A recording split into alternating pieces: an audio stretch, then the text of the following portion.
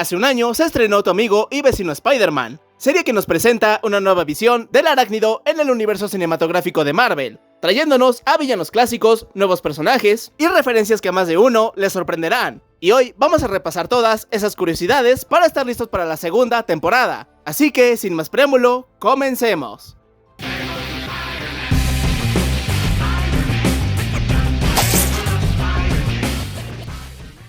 La serie comienza mostrándonos la ciudad de Queens, y un título que nos lo recuerda. El plano y la tipografía son exactamente los mismos que vimos en Capitán América Civil War. Justamente, atrás podemos ver la Torre de los Vengadores, confirmándonos su existencia en este universo. Y es que esta serie es una especie de what if del Spider-Man de Tom Holland.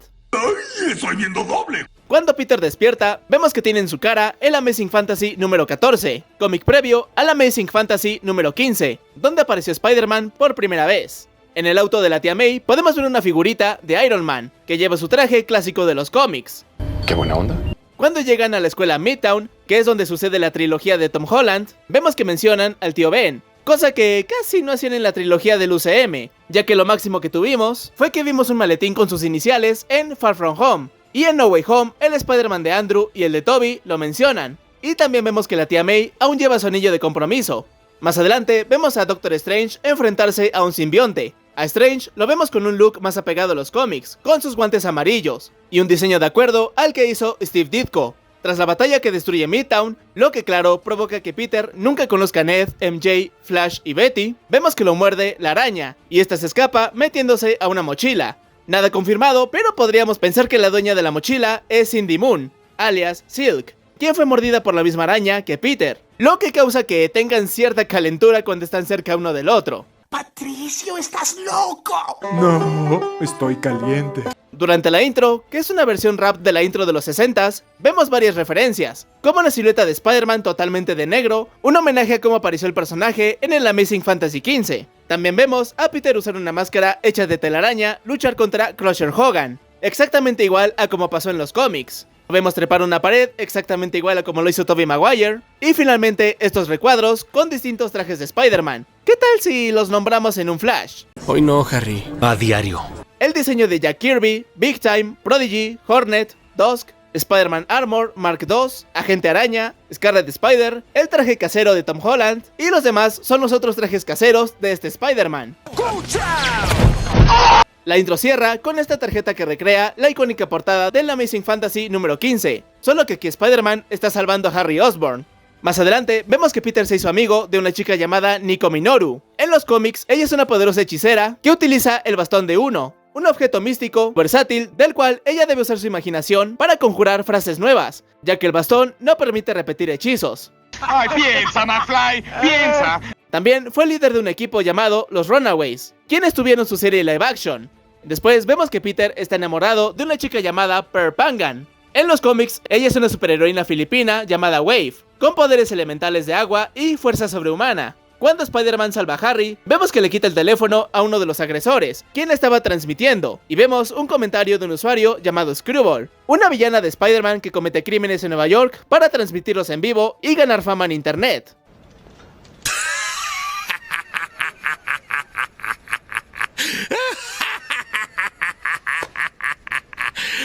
¿En serio? Más adelante, vemos que Spider-Man pasa junto a un ciudadano llamado Clef, a quien tal vez algunos recuerden por Spider-Man Homecoming. ¡Ok! ¡Hombre araña! ¡Una maroma! ¡Sí! Inmediatamente, vemos que Peter detiene una camioneta de chocar contra un autobús, escena calcada de Capitán América Civil War, de cuando Tony Stark le muestra el video a Peter haciendo la misma acción. Más adelante, conocemos a Lonnie Lincoln, de quien hablaremos más a detalle conforme avance la serie, pero vamos adelantando que él es conocido como el villano Tombstone. En la casa de Lonnie, vemos un periódico del Daily Bugle, donde como sabemos, J. Jonah Jameson es el fan número 1 de Spider-Man. ¡Es una amenaza para la ciudad! Aunque esta escena no tiene datos curiosos, me gusta que aquí muestran lo que verdaderamente es Spider-Man, alguien que siempre busca ayudar en vez de castigar. Ese es un verdadero hombre. Casi al final vemos que Peter encuentra un reproductor de DVD, mismo que lleva durante su presentación en Civil War. Al llegar a su departamento, se da cuenta que afuera hay un auto deportivo naranja, que recuerda bastante a uno de los tantos que tiene Tony Stark. Y mientras llega, vemos que recrean la misma escena de su introducción en Civil War. donde todo pasa exactamente igual, con la excepción de que quien lo está esperando no es Tony Stark, sino Norman Osborn.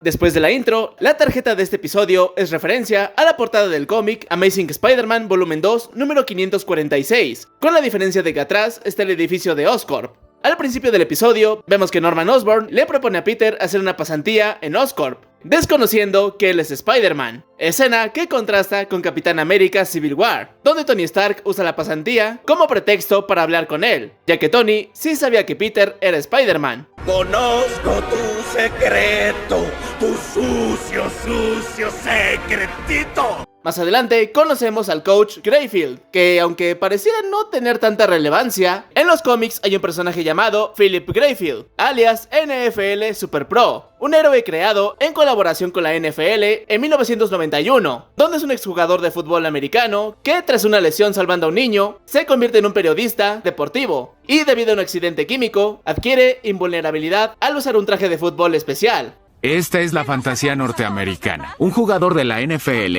recibe un llamado para salvar al mundo. Sí, Tom Brady lo haría. Tom Brady, claro que lo haría. Segundos después, Nico menciona a Roxxon, una gran corporación multinacional corrupta que se dedica al petróleo y tecnología, siendo responsable de actividades ilegales y desarrollo de armas peligrosas, la cual la hemos visto en varios proyectos de Marvel. Al llegar a Oscorp, Peter se encuentra con un guardia de seguridad que se llama Jay Gallo, o mejor dicho, Jonathan Gallo, quien en los cómics es un mutante capaz de saltar grandes distancias, y que tomó el alias de Ricochet, uno de los tantos nombres que usó Peter Parker en el cómic Crisis de Identidad. En Oscorp conocemos a los compañeros de Peter, quienes son Asha, una joven ciudadana de Wakanda que posee habilidades para volverse invisible, disparar rayos láser y emitir ráfagas cegadoras. Jean Foucault, conocida como Finesse, quien tiene reflejos fotográficos y es capaz de imitar cualquier habilidad física al instante, exactamente igual a Taskmaster, quien ella cree que es su padre. ¿Es tu hijo? ¿Tengo un hijo? Y finalmente, Amadeus Cho, uno de los personajes más inteligentes de Marvel y quien se convertiría en el Totally Awesome Hulk. Ahí mismo conocemos a su supervisor, el Dr. Whitman. En los cómics, él es conocido como el villano The Wizard, reconocido como un genio científico, inventor y fundador de los Cuatro Terribles. Él no tiene superpoderes, por lo que usa discos antigravedad y tecnología avanzada para enfrentarse a los Cuatro Fantásticos. Momentos después, conocemos a la Dra. Connors, la versión femenina del Dr. Curt Connors, quien como recordaremos, se convierte en el lagarto. En su descanso, mientras ven la tele, vemos al luchador Crusher Hogan, notable por ser el primer oponente que enfrentó Peter Parker tras obtener sus poderes, siendo un luchador profesional que ofrecía $100 a quien resistiera 3 minutos con él en el ring. ¡Te tendré 3 minutos! ¡3 minutos para divertirme! Inmediatamente, Spider-Man va a detener un incendio que está siendo provocado por el villano Butano. Si bien en los cómics hay un villano con el mismo nombre, este toma más inspiración del villano Scorcher, conocido por usar un traje blindado equipado con lanzallamas y un jetpack para volar. Más adelante, vemos que Nico le reclama a Peter por haberla dejado sola en la fiesta a la que los invitaron, lo que recuerda bastante a la escena de Spider-Man Homecoming, donde Peter le hace lo mismo a Ned, ya que por priorizar sus actividades como Spider-Man, descuida su vida como Peter. Ya saben, la suerte Parker. Este es mi don. Mi maldición. El episodio termina con Peter yendo a la oficina de Norman, donde destaca su foto junto al Capitán América. Una vez entrando, Norman le muestra el video donde Peter se pone su traje de Spider-Man, descubriendo su doble vida. Y no sé a ustedes, pero a mí me recordó bastante a cuando el Capitán Lance descubre que Oliver Queen es Arrow. Un recuerdo muy hermoso, gracias. La tarjeta de este episodio es referencia a la portada del cómic Amazing Spider-Man número 49, mostrándonos la gran importancia que tendrá Norman Osborn. En este episodio conocemos un poco más del pasado de Nico Minoru, donde se nos revela que sus padres murieron y fue adoptada, lo que es diferente en los cómics, donde Nico Minoru huyó de casa al descubrir que sus padres eran magos oscuros y miembros de una organización criminal llamada The Pride. Y tras presenciar cómo sacrificaban a una joven inocente, salió con los otros hijos del grupo para escapar y detener las actividades malvadas de sus padres, convirtiéndose en los Runaways. Esa es una historia de origen brutal. Tras descubrir que Peter es Spider-Man, Norman lo invita a una cena, a lo que él se desquita. Sí que puedes comer. Pero en medio de la plática, Norman le muestra el video de Peter deteniendo el auto de chocar contra el camión. Nuevamente, el mismo video que le enseñó Tony al conocer a Peter. Y regresando a ese episodio, vemos que había un buen de gente grabando. Así que ese tipo de cosas nunca tardan en hacerse virales. ¡Quiero visitas, madre! Después, Norman le revela por qué le ofreció la pasantía en Oscorp, y fue para descubrir quién le hacía su tecnología a Spider-Man, para así conocerlo y agradecerle por salvar a su hijo. E impresionado por el intelecto y brillantez académica de Peter, lo buscaría. Cuando Peter vuelve a casa, ve que su tía May está empacando algunas cosas para vender. Entre ellas, encuentra una vieja cámara que pertenecía al tío Ben, lo que de alguna forma marca el inicio de Peter trabajando para el Daily Bugle, siendo quien le toma las fotografías a Spider-Man. Basura, basura, mega basura. Más adelante, vemos que Lonnie Lincoln va a buscar a su hermano, que está en malos pasos, junto a una pandilla liderada por Big Ben Donovan, por lo que Lonnie, para proteger a su hermano, decide ocupar su lugar, trabajando para este mafioso. Te entiendo. Hiciste lo más difícil, te atreviste a hacer algo sin saber lo que iba a pasar. En los cómics, Big Ben Donovan inicialmente era un abogado competente en Harlem, que representaba personajes del bajo mundo, sobre todo a Luke Cage, pero pasó a ser un ejecutor criminal más directo, siendo él quien trabajaba para Lonnie con su alias de Tombstone y no al revés. Entre los aliados de Donovan encontramos a Bulldozer, un supervillano miembro de la Brigada de Demolición, conocido por su fuerza sobrehumana y un casco blindado para embestir. Casi al final, vemos que Peter usa la cámara del tío Ben, tomándose una selfie que recuerda bastante a la que nos podemos tomar en el videojuego de Spider-Man de PlayStation. Finalmente, vemos que se enfrenta a dos criminales, de los cuales una tiene unas cuchillas en sus muñecas y otro unas botas que lo hacen correr muy rápido. Ellos son conocidos como Tarántula y Speed Demon. María Vázquez, alias Tarántula, destaca por ser una experta en artes marciales y combate cuerpo a cuerpo. Utiliza cuchillas en sus muñecas y botas, mostrando una naturaleza despiadada que disfruta, infundiendo dolor a sus enemigos. Aunque en los cómics está del lado de los héroes, utiliza métodos brutales. ¡Qué femenina!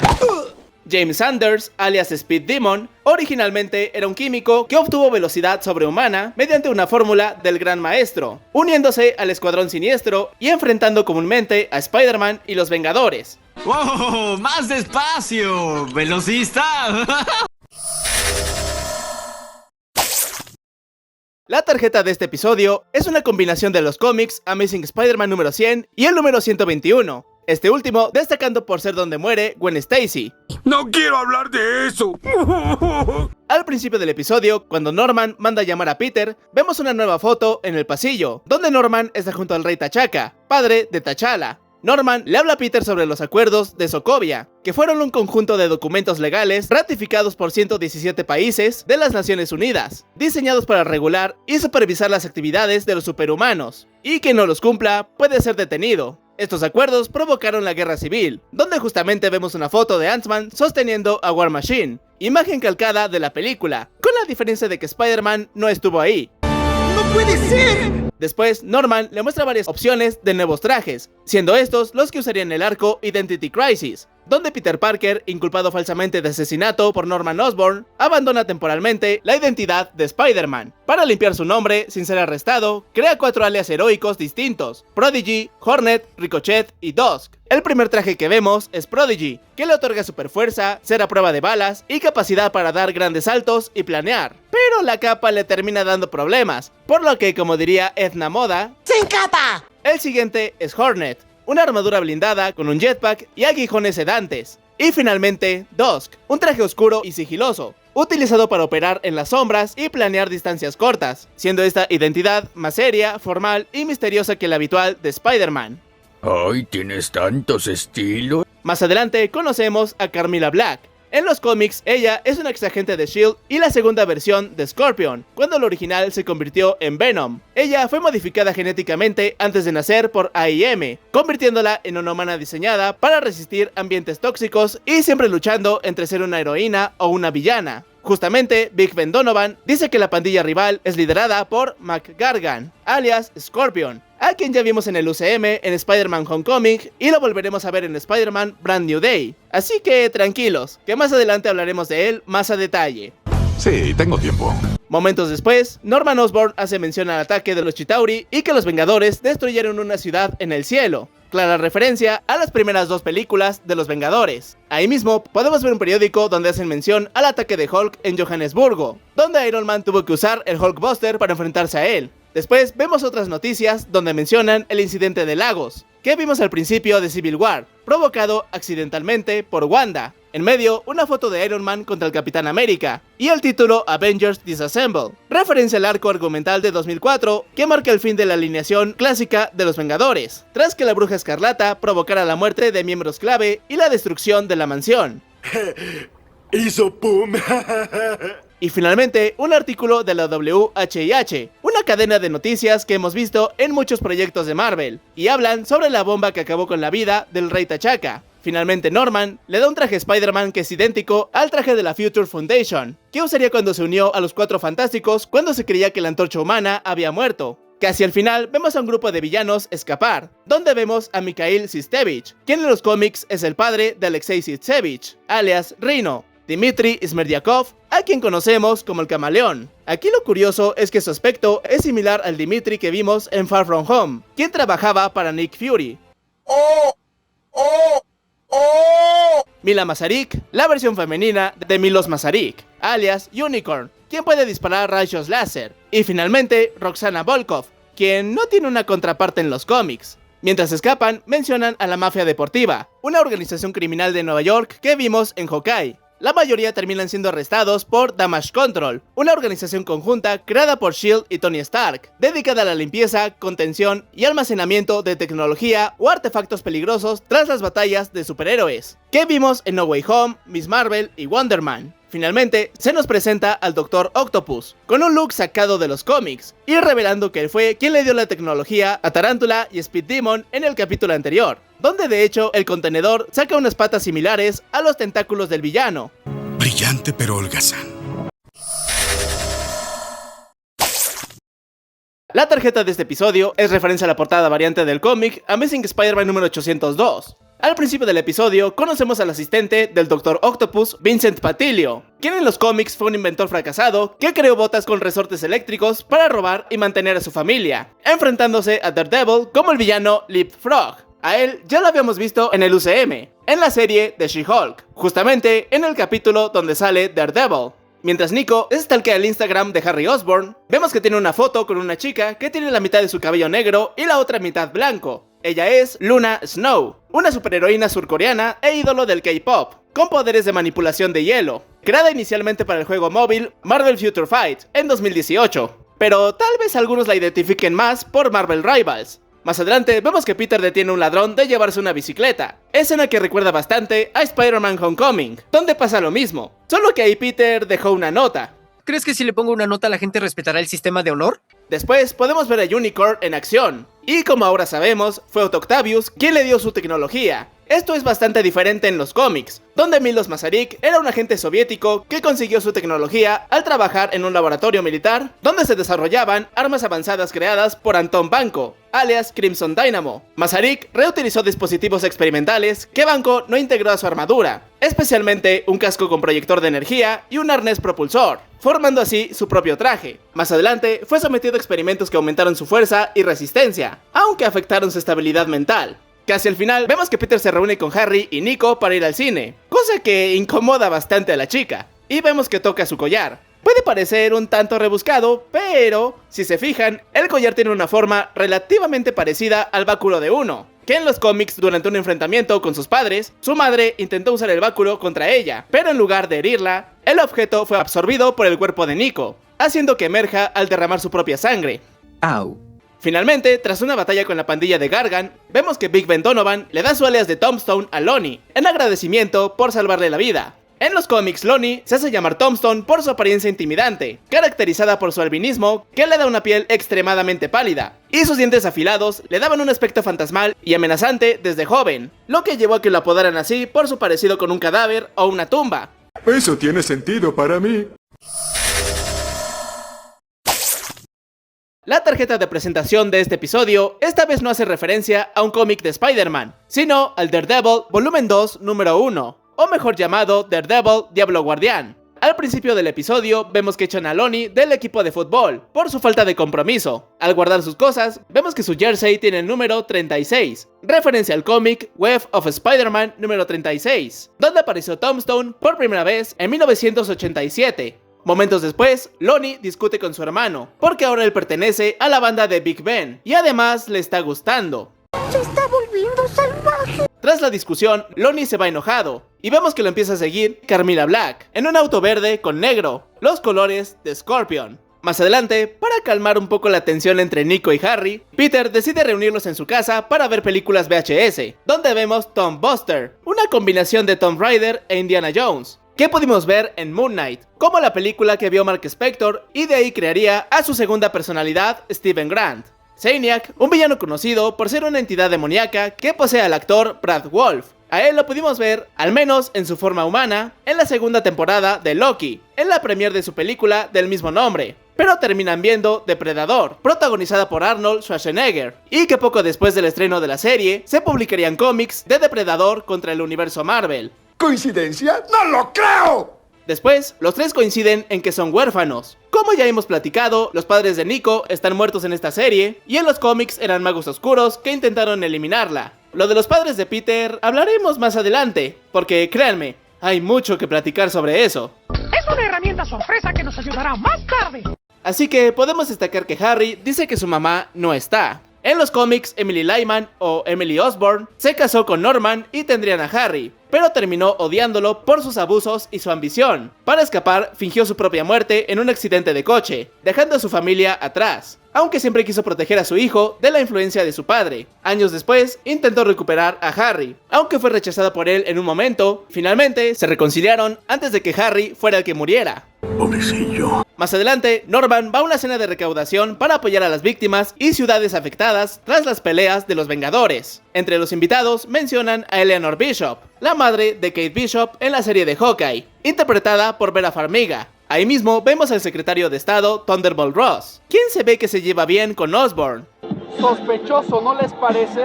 Y este último le da información sobre Spider-Man, incluyendo su identidad. ¡Desgraciado! Pero en vez de poner a Peter Parker, pone a John Gallo, el guardia de seguridad de Oscorp, que en los cómics se convierte en el superhéroe Ricochet. Después, Spider-Man se enfrenta con un infiltrado en Oscorp, que es nada más y nada menos que Daredevil, usando un traje que es combinación de su traje casero de la serie de Netflix y su traje negro de Shadowland. Además de que en el idioma original, Charlie Cox, quien lo interpreta en las series, le da su voz en el episodio. Es bellísimo. Volviendo con Nico y Harry, vemos que Nico le está leyendo el tarot, a lo que sale la carta del diablo. Aquí lo curioso es que tiene un diseño bastante parecido a Mephisto. Don Diablo se ha escapado, tú no sabes la que ha armado, ten cuidado, yo lo digo por sí. Curiosamente, en los cómics, Norman hizo un pacto con Mephisto para salvar a Oscorp de la quiebra, ofreciendo a cambio el alma de su hijo. Eso es lo más malvado que podría imaginar. Más tarde, en la oficina de Osborn, este le comenta a Peter que Daredevil probablemente estaba buscando una tecnología que ahora usa Otto Octavius, revelando que solía trabajar en Oscorp, pero fue despedido debido a sus inventos. En los cómics del universo principal, Otto nunca trabajó para Oscorp, siendo un investigador atómico independiente en su propio laboratorio. Pero hay universos como el Ultimate, donde fue un científico de Oscorp, o en el videojuego de Insomniac, donde él y Norman Osborn fueron amigos y cofundadores de la empresa. El episodio termina con Octavius dándole su traje de Scorpion a Mac Gargan. Nuevamente, algo muy distinto en los cómics, donde era un investigador privado contratado por J. Jonah Jameson para descubrir cómo Peter Parker conseguía las fotos de Spider-Man. Al fracasar en el intento, se sometió a un experimento financiado por J. Jonah Jameson y realizado por el Dr. Farley Stillwell, donde le dieron habilidades sobrehumanas y su traje de escorpión. Va a doler. La tarjeta de este episodio hace referencia a la portada del cómic Amazing Spider-Man número 318, donde Scorpion recibiría mejoras tecnológicas en su traje. Cuando Peter y Norman tratan de averiguar dónde se oculta el Dr. Octopus, buscan el tipo de energía que usa para dar con él. Entre los elementos podemos ver el Vibranium, famoso por absorber, almacenar y liberar grandes cantidades de energía cinética, ondas sonoras y otras vibraciones. También podemos ver el Tritio, un emisor beta de baja energía usado comúnmente para producir luz autoalimentada, y que en Spider-Man 2 lo usaría Otto para crear su sol. Cuando Peter sugiere que usa energía solar, Norman se burla diciendo que duda que Otto haya aprendido a controlar el poder del sol, una referencia a la icónica frase del Dr. Octavius en Spider-Man 2. Mucha energía solar en la palma de mi mano. Finalmente, Peter propone la energía gamma, a lo que Norman menciona que es muy peligrosa, y Peter dice que puede provocar mutaciones. Como adivinaron, el mayor referente cuando hablamos de energía gamma es Hulk. Más adelante, Harry va a casa de Nico para tratar de hablar con ella, ya que le reveló que Peter era Spider-Man, y esto provocó que estuviera enfadada con ambos. ¡Te pasaste! Aquí me gustaría resaltar que la mamá adoptiva de Nico se llama Susan O'Hara. No hay absolutamente nada confirmado, pero es curioso que su apellido sea el mismo que el de Miguel O'Hara, alias Spider-Man 2099. Ya veremos si hay algo más profundo ahí o son puros viajes al mundo interior. Cuando Harry le enseña a Nico a conducir, una mujer reconoce a Harry y le dice a Nico Beetlejuice. Para ser más específicos, se refiere a Lydia Deetz, interpretada por Winona Ryder. Vemos que están por tener una carrera y quien está documentando todo es Clef, igualito como lo vimos en Shang-Chi. Durante la carrera, vemos que el collar de Nico le advierte antes de sufrir un accidente, reforzando la teoría de que este collar es el báculo de Uno. Te estás volviendo un soñador muy bueno, Max. Un soñador muy bueno. Después, Spider-Man tiene un épico enfrentamiento con Scorpion, a lo que logran neutralizarlo por un momento. Y no sé a ustedes, pero a mí me recordó bastante a cómo Peter detiene momentáneamente al Lagarto en The Amazing Spider-Man. Finalmente, tras la tremenda paliza negra que le dio Scorpion a Spider-Man, vemos que Norman lo salva con un planeador, que claramente indica que en cualquier momento Norman se convertirá en el Duende Verde. La tarjeta de este episodio es un homenaje al icónico panel del cómic Spider-Man No More, el cual lo pudimos ver adaptado en Spider-Man 2. Después de la tremenda paliza negra que le dio Scorpion a Spider-Man, vemos que despierta en una sala de operaciones de Oscorp, donde vemos que le sacan sangre. Si bien podríamos pensar que era con fines médicos, es curioso que en varias adaptaciones, Norman Osborn quiera la sangre de Spider-Man para sus experimentos, ya sea para un ejército de hombres araña como en Ultimate Spider-Man, o como Harry Osborn en The Amazing Spider-Man 2, que la necesitaba para curarse. ¡Eres un fraude, hombre araña! Momentos después, Peter va con sus compañeros donde descubren que el experimento que hizo con la Dra. Connors funciona. Y seguido de esto, vemos unas cajas con animales, donde destaca esta iguana. Un claro presagio de que en algún momento de la serie, la Dra. Connors se convertirá en el lagarto. Aunque también hay un villano de Spider-Man llamado Iguana, pero dudo que tenga relación. Pasando al laboratorio del Doc Ock, vemos que tiene el escritorio de su ordenador, vaya, bastante desordenado, lo que recuerda bastante como lo tenía Leaf Octavius en Spider-Man Into the Spider-Verse. ¿Ordene el escritorio, señorita? Seguido de esto, llega la policía a arrestarlo, ya que está violando los acuerdos de Sokovia y vendiendo armas ilegalmente. A esto, Octavius revela unos brazos mecánicos que podrían ser un prototipo de los que usará en un futuro. Inmediatamente, Otto es detenido por Iron Man, ya que como él sí firmó los acuerdos, puede operar siempre y cuando el gobierno se lo pida. Vemos que lleva una armadura más apegada a los cómics, y para rematar, le dice peso pluma a Octavius,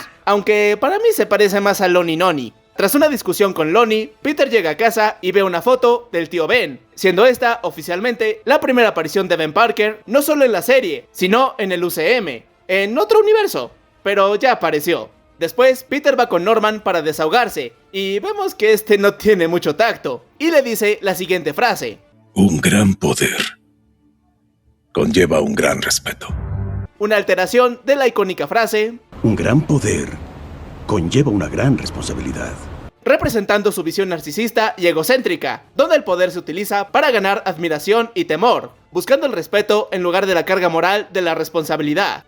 ¡Cuánta maldad! Más adelante volvemos a ver a Dmitry Smerdyakov, portando su traje del camaleón, un maestro del disfraz, espía y medio hermano de Kraven el Cazador, capaz de suplantar a cualquier persona mediante tecnología, maquillaje o sueros que alteran su rostro. Él es mayormente conocido por ser el primer enemigo de Spider-Man, apareciendo en Amazing Spider-Man número 1 en 1963, y también ya pudimos verlo en live action, en la película de Kraven. Finalmente, Peter habla con Harry sobre lo que es ser Spider-Man, a lo que Harry le muestra un nuevo traje basado en sus dibujos, respetando el rojo y el azul. Y el episodio termina con Peter viendo su nuevo traje reflejado en sus lentes, que es referencia a varios paneles de los cómics donde se activa su sentido arácnido. Y mientras Harry le muestra el traje, le dice: "Ve por ellos, tigre", una frase que le dice mucho Mary Jane a Peter en los cómics y varias adaptaciones para motivarlo. Quiero una explicación, no gay. La tarjeta de este episodio hace referencia a la portada del cómic Spectacular Spider-Man número 215, donde Scorpion lleva pedazos del traje de Spider-Man en su mano y en su aguijón, con la diferencia de que aquí lleva un pedazo de la chamarra de Lonnie. El episodio comienza con el Dr. Octopus revisando los acuerdos de Sokovia, donde vemos el escudo del Capitán América, y más adelante llega Norman a burlarse de él, diciéndole que Oscorp se apoderó de toda su tecnología. ¡Estúpido! Mientras Nico va caminando en la calle, vemos un póster de Bluefin Breakdown 2, una parodia al videojuego Red Dead Redemption 2, solo que en vez de vaqueros es de piratas. Y antes de ser golpeada por un camión y que la salve Spider-Man, vemos un póster de Kittenville, que hace parodia al póster de Jurassic Park, y el protagonista es el Michi que desaparece. Durante la pelea de Scorpion contra Spider-Man y la pandilla 110, Lonnie busca algo que pueda ayudar, y rompe un frasco que dice Diox 3, un compuesto químico peligroso que es el causante de la mutación de Lonnie, transformando su piel en un tejido similar a una piedra, aumentando su fuerza y resistencia. Justamente vemos que adquiere su super fuerza y empieza a ayudar a Peter, pero cuando Scorpion la amenaza con torturar a su familia, Spider-Man se deja llevar, y cuando está a punto de eliminarlo, Lonnie se atraviesa, impidiendo que cruce la línea. Estoy seguro que esta escena nos transportó a todos a Spider-Man No Way Home, cuando Peter 2 detiene a Peter 1 de cometer un grave error, porque como bien diría la tía May, el hombre araña no mata gente. Creo que no nos toca decidir si una persona merece vivir o morir. Después, Peter va a buscar a Nico y al encontrarla, este está de cabeza, lo que es referencia a la icónica escena del beso entre Spider-Man y Mary Jane en la primera película con Tobey Maguire, solo que aquí en vez de un beso le da tremendo zape. Casi al final vemos que Norman sí usó la sangre de Peter para experimentar, en este caso en una araña. Y es interesante que en las películas de Andrew Garfield, el padre de Peter altera el ADN de las arañas con el suyo, lo que le permite a Peter adquirir sus poderes, ya que, por así decirlo, eran compatibles.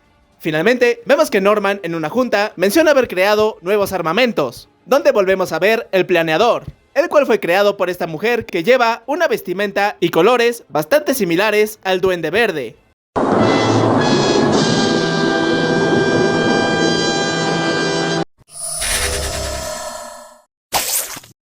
La tarjeta de este episodio es referencia a la portada del cómic Amazing Spider-Man Volumen 3, número 1. Al principio del episodio, la suerte Parker ataca otra vez, pues por detener a unos ladrones, Peter llega tarde a su clase de ciencias, con su proyecto destruido. Pero todo está bien gracias a su compañera Emma. Eso fue dramático. Pasando a Oscorp, Norman les presenta el proyecto Monolith, que sirve para abrir portales al espacio exterior con el fin de teletransportar a la humanidad y convertirla en dioses, lo que recuerda bastante al proyecto Pegasus de Avengers, el cual provocó que Loki llegara a la Tierra. Seguido de esto, llega Doctor Strange, sin conocimiento alguno de haber destruido la secundaria Midtown, a lo que Norman lo detiene con unos cañones sónicos, los cuales los hemos visto desde el Increíble Hulk. Inmediatamente llega el simbionte que vimos en el primer episodio, por lo que Strange y Spider-Man se unen y terminan luchando en la Dimensión Oscura, un reino místico y caótico dentro del multiverso, caracterizado por ser un vacío sin tiempo ni leyes físicas normales, gobernada por la entidad Dormammu. Seguido de esto, Stephen logra encerrar el simbionte en una especie de domo que recuerda bastante a las runas de Kofkol contenidas en la máquina de Cadabus, hechizo y prisión que vimos en Spider-Man No Way Home. Aquí viene lo más interesante, pues Doctor Strange trata de revertir el tiempo para detener al simbionte, pero este lo interrumpe y terminan viajando al día que se destruyó la secundaria Midtown. Y aparte, la araña con la que estaba experimentando Osborn se escapa y viaja por el portal, revelando que el origen de este Spider-Man es parte de un bucle temporal. Es decir, que se han apoderado de lo que creíamos creer y nos hacen creer que creíamos que los pensamientos que hemos tenido son pensamientos que creemos que creíamos. Exacto. Logrando regresar a su tiempo, ambos héroes mandan al simbionte a su planeta, el cual en los cómics se llama Clintar, y ahí vemos una entidad más grande acercándose, que la verdad me recordó bastante a la forma que toma Venom en el videojuego Spider-Man Web of Shadows, durante la batalla final. Ay, pero qué tiempos aquellos. Al cerrar el portal, vemos que un pedazo del simbionte se queda en la Tierra, el cual Norman Osborn lo termina encontrando, algo que recuerda un poco a la escena postcréditos de No Way Home, donde Eddie Brock deja un pedazo de simbionte en ese universo, pero al parecer aquí sí habrá continuación. Después de esto, Peter y Strange platican un poco, y cuando Strange se va, podemos ver al vigilante, encargado de observar y registrar los acontecimientos del multiverso sin intervenir, revelando que el destino de este Peter Parker siempre fue convertirse en Spider-Man. Excelente trabajo, Parker, sigue así. Más adelante, Nico le propone a Harry y a Peter abrir una empresa donde ellos y otros genios puedan crear sus propios inventos, dando inicio a Web, siglas de Worldwide Engineer Brigade, el cual viene de los parques de Disney, donde son un equipo de jóvenes inventores liderado por Peter Parker, apoyado por Tony Stark para crear tecnología científica. Entre los nombres de las personas que buscan, algunos son del equipo de producción de la serie, pero entre los que podemos destacar están Max Dillon, conocido como el villano Electro, Ty Miranda, una experta en robótica y colaboradora cercana de Wasp, Priya Agarwal, quien puede manipular y comunicarse con las plantas, Ned Leeds, a quien todos recordaremos por la trilogía de Tom Holland, y que en los cómics se transforma en el Hobgoblin, Tiberius Stone, quien en el universo de Spider-Man 2099 es su abuelo y líder de Alchemax, Kiden Nixon, una mutante conocida por su capacidad para manipular el tiempo, permitiéndole moverse a velocidades increíbles mientras el mundo parece detenerse. Ripley Ryan, una villana de la Capitana Marvel conocida como Star, quien se fusionó con la gema de la realidad, lo que le otorga la capacidad de alterar la realidad, volar y crear construcciones de energía roja. Y finalmente, Diane Jenkins, una estudiante universitaria que se hizo viral al fingir ser Spider-Woman, lo cual terminó muy, pero muy mal para ella. ¡Está tiesa! ¡Ya se murió! Después podemos ver a Jean Foucault con su traje de Finesse, sacado de los cómics, y revelando que es una aliada de Daredevil. Recordemos que ella tiene un poder similar al de Taskmaster, de copiar movimientos. Más adelante vemos que la piel de Lonnie comienza a hacerse blanca, esto debido a la sustancia que inhaló en el episodio anterior. Y Zip es diferente en los cómics, ya que Lonnie nació como un afroamericano albino. Coincidentemente, en Spider-Man Brand New Day, el actor Marvin Jones III interpretará a Tombstone, y justamente el actor es un afroamericano albino. Maravillosa jugada. Casi al final, vemos que Nico trata de comunicarse con su madre en el más allá, usando su collar para lograr eso. Así que ya veremos si el collar es el bastón de uno, o es otro viaje al mundo interior. En prisión, vemos que Otto Octavius tiene el diseño de lo que serán sus brazos mecánicos, dejándonos en claro que muy probablemente en la segunda temporada se convierta oficialmente en el Dr. Octopus. Y finalmente, vemos a la tía May visitando a alguien en prisión, que es nada más y nada menos que Richard Parker, el padre de Peter Parker. ¿Qué? ¿Qué? ¿Qué? ¿Cómo? ¿Nani? En los cómics, los padres de Peter murieron siendo agentes secretos de la CIA, en un accidente aéreo provocado por el villano Cráneo Rojo. Esta historia ha tenido sus alteraciones, como en las películas de Andrew Garfield, que los eliminaron porque Richard descubrió que Oscorp quería crear armas biológicas, aunque en una escena eliminada se revela que está vivo, e incluso le dice a Peter la icónica frase: "With great power comes great responsibility". Y bueno, entertainers, eso ha sido todo. Ya saben que si conocen algún otro dato curioso o importante de la temporada, por favor coméntenlo. Muchas gracias a los nuevos entertainers que han llegado y por sus comentarios que siempre los leo. Y si tú eres nuevo, dale like, suscríbete y activa la campanita para no perderte los siguientes videos. Les dejo mis redes sociales para que vean más contenido como este. Por lo mientras yo me despido y nos vemos a la próxima.